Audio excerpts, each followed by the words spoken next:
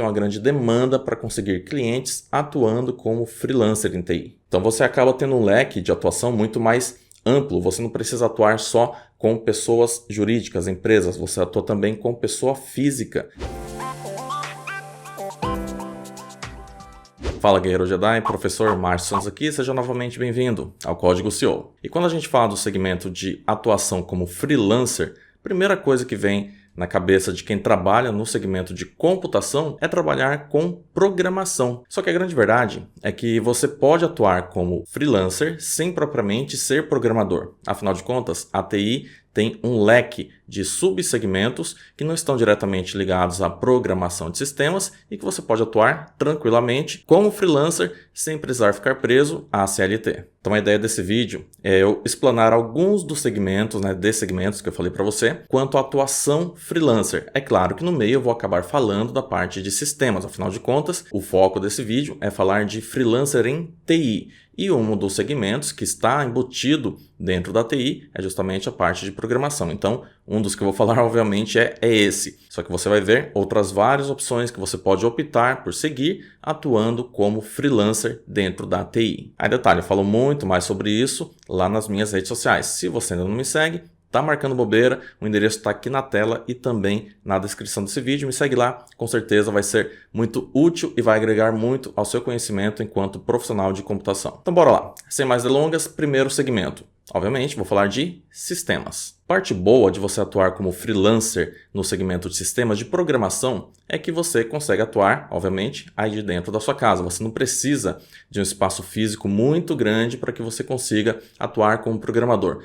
Tendo um espacinho de alguns poucos metros quadrados, uma boa conexão com a internet, um bom computador, pelo menos uma máquina que aguente rodar as suas IDEs, você já consegue atuar com programação freelancer. Hoje em dia, até arrisco dizer que você não precisa nem de um telefone. Afinal de contas, hoje em dia, a comunicação está muito mais dinâmica dentro da internet, principalmente depois da pandemia. Tudo se tornou muito mais fácil de se comunicar pela internet, Até uns anos atrás, você tinha que ter uma linha telefônica para conseguir atender cliente e tal. Atualmente, você consegue fazer isso tranquilamente pelo WhatsApp, tanto do nosso lado enquanto programadores, quanto do lado do cliente. Já existe essa facilidade e essa aceitação dos meios de comunicação digitais. E isso para você é uma mão na roda, porque logo de cara você já tem um custo mais baixo para começar a atuar com programação freelancer da sua casa. Você não precisa sequer de uma linha telefônica para isso. Parte ruim é que você vai ter um submundo completo em cima da programação. Quando eu falo submundo, eu estou querendo dizer que você vai ter subcategorias para poder escolher. Tem outros vídeos aqui no canal onde eu falo sobre os vários segmentos que tem dentro da programação. Você vai ter que escolher, primeiro, seu ambiente de atuação. Você vai atuar como programador mobile, você vai atuar como programador web, programador desktop. E dentro dessa sua escolha, qual linguagem que você vai utilizar? Quais IDEs que você vai utilizar? Quais frameworks? Qual tipo de banco de dados? Enfim, você tem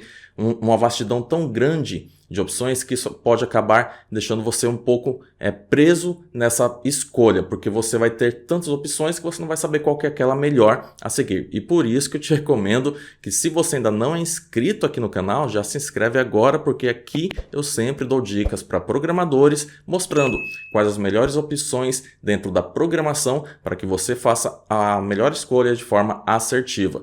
Então já se inscreve, ativa o sininho das notificações e sempre que eu postar um vídeo novo você já recebe logo de cara um aviso aí, vem correndo para ver e pegar essas informações que vão agregar muito no seu conhecimento enquanto programador. Segunda opção, manutenção de computadores. Embora hoje em dia a gente fale pouco sobre isso, mas toda empresa que tem máquinas precisa de alguém que faça manutenção nelas. E nada melhor do que você aproveitar esse gargalo, essa necessidade, essa brecha de mercado e atuar no segmento de manutenção de computadores. O lado bom dessa atuação é que você vai ter demanda em cada esquina. Hoje em dia todo mundo tem uma máquina, hoje em dia todo mundo tem um notebook, um desktop, enfim, algum dispositivo para conseguir fazer a gestão da sua empresa.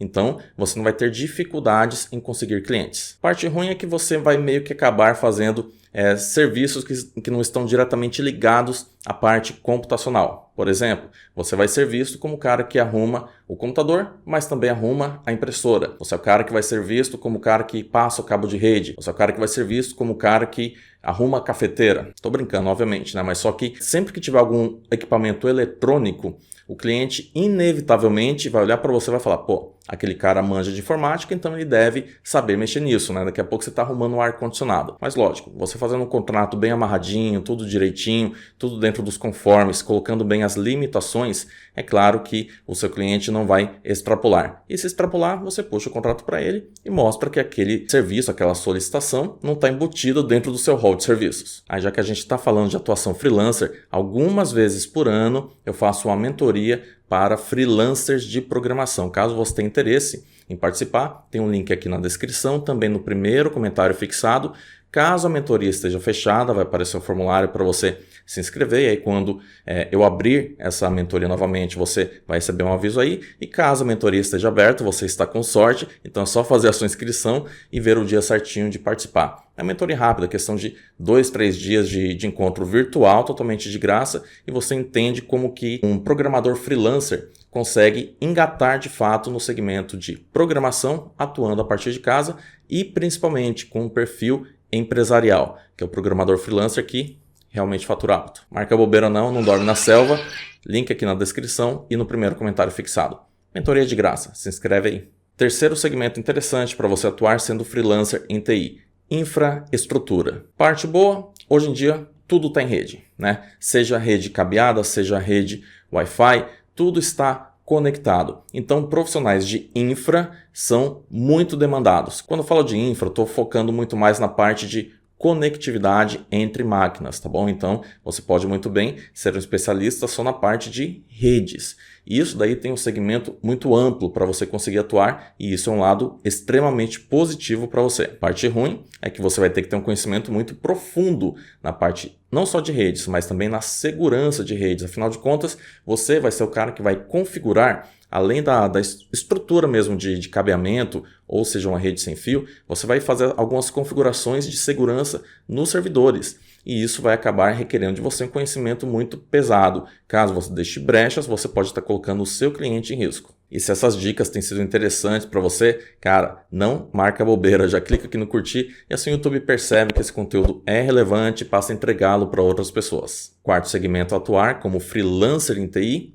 servidores. Esse segmento está meio que ligado indiretamente com a parte de infra. Afinal de contas, sempre que você tem uma infraestrutura de redes, você precisa, né, não é uma regra, mas só que é interessante que você tenha ali um servidor que consiga coordenar os terminais, coordenar as máquinas de usuário. Então você como profissional da área de servidores, você tem uma grande demanda para conseguir clientes atuando como freelancer em TI. Isso é a parte boa, mas a parte ruim é que você vai ter que ter um certo domínio do sistema operacional Linux. Detalhe, não é regra, você pode colocar qualquer sistema operacional de servidor para rodar lá no cliente. Pode ser um Solaris, pode ser um Windows, né? Mas só que via de regra, servidores Linux são mais utilizados. O motivo é bem claro, se você quiser um sistema operacional Windows, né, como servidor, então você vai ter que ter uma licença Microsoft. E não é todo cliente que vai querer pagar um preço um pouco alto para conseguir uma licença Microsoft.